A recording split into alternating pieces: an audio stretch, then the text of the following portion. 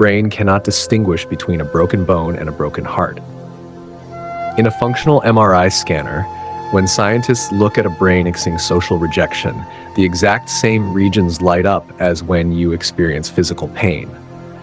The dorsal anterior cingulate cortex doesn't care if you were punched in the face or ignored by a friend. To your nervous system, the threat is identical. Loneliness isn't just an emotion. It is not just sadness. It is a biological warning siren. It is your body's way of screaming that you are in immediate danger of death. If you feel a chronic, aching emptiness, even when you are surrounded by people, you aren't just lonely.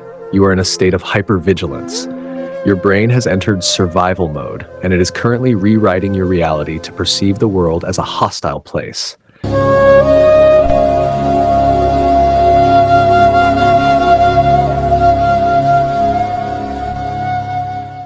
This is the psychology of loneliness.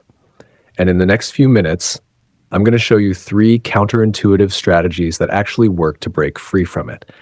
But first, you need to understand why your brain is actively working against you. To understand why loneliness hurts so much, you have to understand what you are. You are an obligate, gregarious species. For 99% of human history, isolation didn't mean sadness, it meant death. If you were separated from the tribe on the savannah, you couldn't hunt, you couldn't sleep safely, and you would be eaten or starve within days. So nature evolved a mechanism to ensure you never stayed alone for long. Just as hunger is a mechanism to stop you from starving, and pain is a mechanism to stop you from touching fire, loneliness is a mechanism to stop you from being abandoned. It is an aversive signal. It is designed to feel unbearable. It is supposed to hurt so bad that you are forced to seek out the tribe immediately. But here is the problem. In the modern world, we have built a society where you can survive physically without a tribe. You can order food, work from home, and live in a box without speaking to a single human being for weeks. Your body is safe, but your brain thinks you are currently dying on the savannah.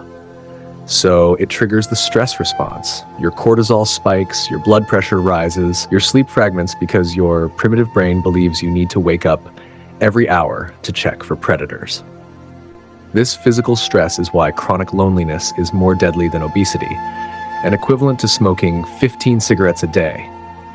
You aren't just sad. Your body is slowly consuming itself in an attempt to keep you alert for a danger that doesn't exist.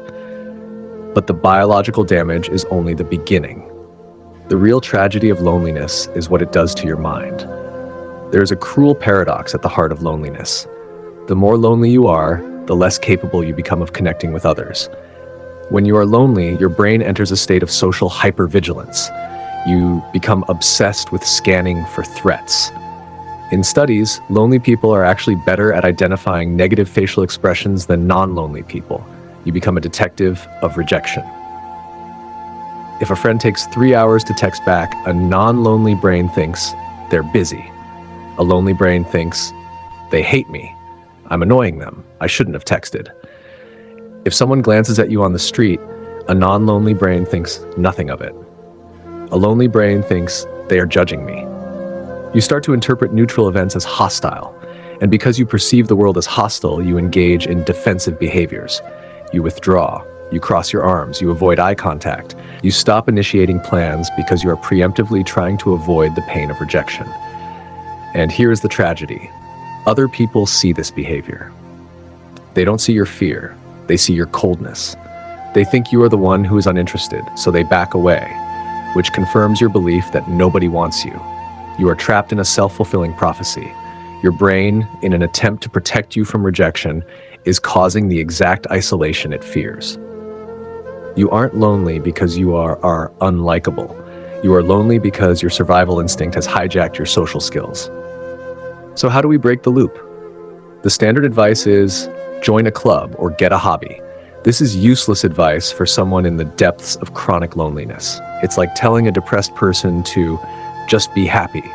It ignores the biological reality of the fear you are feeling. We need to hack the nervous system. And the first hack is this: lower the stakes with micro connections. The lonely brain perceives high-stakes social interaction as a threat. Walking into a party feels like walking into a lion's den. So don't do it. Instead, practice micro-connections. A micro-connection is a low-stakes interaction with zero expectation of friendship.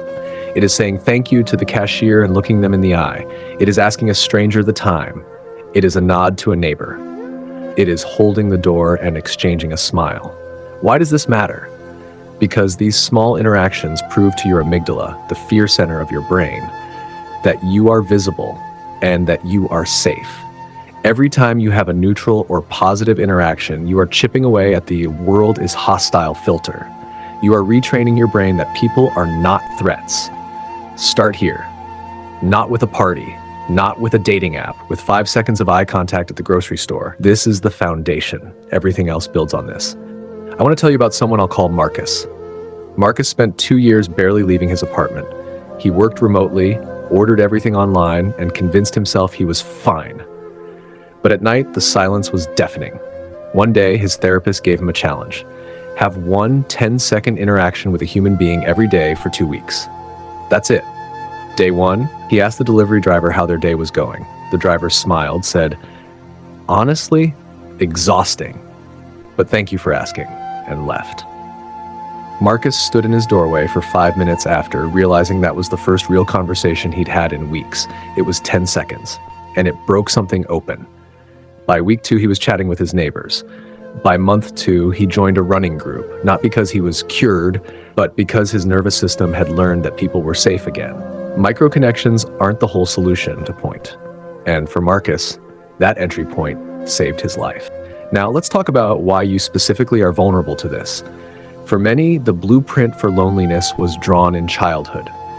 We have to talk about attachment theory.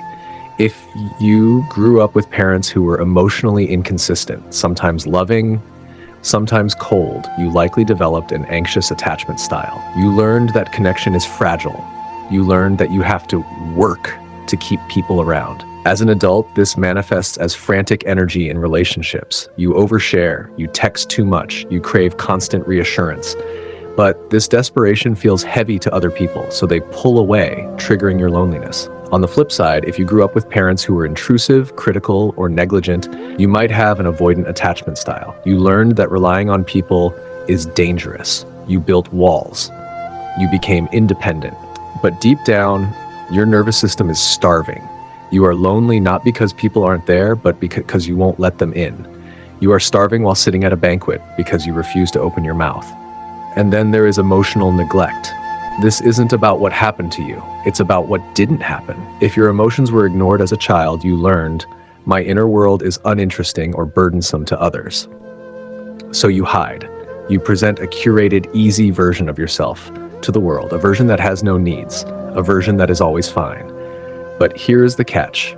You cannot connect with a mask. If you hide your real self to ensure people like you, you end up in a terrible trap. People might like the fake you, but you know they don't know the real you. So the praise feels empty. The love feels unearned. You feel lonely while being loved because you know the love is directed at a performance, not at you. Which brings us to the second hack. Stop the mind reading. You have to catch your brain in the act of distortion. When you feel rejected, you must audit the thought. If a friend cancels dinner, your automatic thought is, they don't want to see me. You must force a cognitive interruption. You must ask, is there any other explanation? Maybe they are tired. Maybe they are broke. Maybe they are depressed. Maybe their dog is sick. Maybe they have diarrhea. You have to move from personalization, it's about me, to contextualization, it's about their life. This is incredibly hard. It requires you to argue with your own feelings. But feelings are not facts. Your loneliness is a liar. You have to shout it down with logic until your nervous system catches up. Every time you catch yourself assuming the worst, write down 3 alternative explanations. Force your brain to consider that the world is not as hostile as it feels. This is cognitive behavioral therapy in action, and it works. We also need to talk about the environment you are living in. We are currently living through the greatest experiment in social isolation in human history. We have traded community for connectivity. Social media is the junk food of socialization. It mimics the appearance of connection without providing the nutrition of connection. When you scroll through Instagram or TikTok, your brain sees faces. It sees people looking at you. It sees likes. It releases a tiny hit of dopamine. It feels like interaction, but your nervous system knows the difference. Real human connection requires synchronization. It requires eye contact, micro-expressions, tone of voice, pheromones, physical touch. These are the biological signals that regulate your nervous system and lower your cortisol. A text message does not contain these signals. A like does not contain these signals. So you are gorging on digital interaction, but you remain socially malnourished. You are socially obese, stuffed with content, but starving for connection. And these platforms encourage parasocial relationships. You feel like you know the podcasters you listen to. You feel like the streamers you watch are your friends, but the relationship is one way. It is an illusion. And when you turn the screen off, the silence in the room is twice as loud because the contrast is so sharp. If you are serious about fixing this, you have to audit your digital diet. Not eliminate it, but be honest about what it is. Empty calories. The third and most powerful hack is this: shift from to be loved to love. Lonely people enter interactions with a taking mindset, not because they are selfish, but because they are starving. They enter a room thinking, will they like me? Will they accept me? Am I doing this right? This energy is repelling. It reeks of anxiety. The fix is to flip the script. Stop trying to be interesting and start being interested. When you enter a conversation, change your goal. Your goal is not make them like me. Your goal is find out something cool about them. When you ask questions, when you shine a light on others, two things happen. First, you take the pressure off yourself. You aren't performing anymore. You are observing. Second, people love being listened to. They will naturally like you because you are making them feel seen. You cure your own invisibility by making others visible. This is the secret. The people who are loved the most are not the most charismatic or the funniest. They are the people who make others feel heard. Practice this. In every conversation this week, ask one more question than you normally would. Watch what happens. Finally, we must learn to alchemize the pain. There is a difference between loneliness and solitude. Loneliness is the pain of being alone. Solitude is the glory of being alone. The difference is choice. Loneliness is something that happens to you. Solitude is something you choose. If you can't be alone with yourself without panicking, it means you are bad company to yourself. It means you are using other people as a distraction from your own thoughts. You are using socialization as an anesthetic. To fix this, you have to build a relationship with yourself. This sounds like cliché self-help, but it is mechanically true. If you treat yourself with contempt, if your internal monologue is abusive, critical, and mean, of course you will feel lonely. You are trapped in a room with a bully. Start to observe your self-talk. Would you speak to a friend the way you speak to yourself? You're so awkward. Nobody likes you. You're gonna die alone. You have to interrupt this. You have to become a friend to yourself, because the truth is, you are the only person you are guaranteed to spend the rest of your life with. If you can learn to enjoy your own company, to find peace in the silence, you become invincible. You stop needing people to fill a void, and you start wanting people to share your overflow. Loneliness is not a defect. It is not a sign that you are broken. It is a sign that you are human. It is a testament to your capacity for connection. The only reason it hurts this much is because you are wired to love this deeply, but you have to take the driver's seat. Your biology is trying to protect you using outdated software. It is screaming predator when there is only silence. You have to teach your body that you are safe. You have to teach your mind that you are worthy, and you have to brave the risk of rejection, because the alternative is the certainty of isolation. So here is your homework. One micro connection today. Just one. Eye contact and a thank you. That's it. One time you catch yourself mind reading and challenge it. Write down 3 other explanations. One conversation where you ask more questions than you answer. Start here. Not tomorrow. Today. The world is not as hostile as your brain is telling you. There are millions of people out there feeling the exact same sinking feeling, waiting for someone to be brave enough to say hello first. Be that person. Not because it's easy, but because you know, scientifically, physically, and spiritually, that we were not meant to be apart. Thanks for taking this mind trip with me. Until next time, take care of your mind.